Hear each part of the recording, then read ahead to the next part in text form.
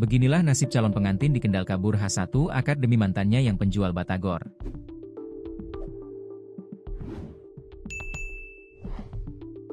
Adapun seorang calon pengantin wanita berinisial V di Desa Pucuksari, Kecamatan Weleri, Kendal, Jawa Tengah menjadi sorotan publik.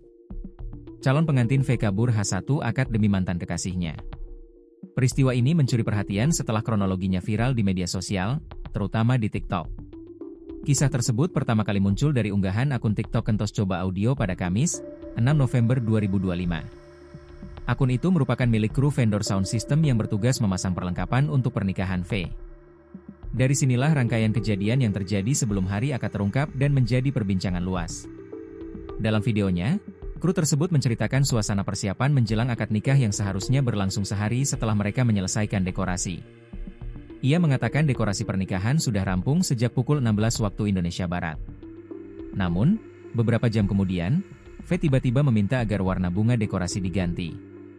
Permintaan mendadak tersebut membuat tim dekorasi harus membongkar ulang hasil kerja mereka dan menggantinya hingga selesai pada pukul 21 waktu Indonesia Barat.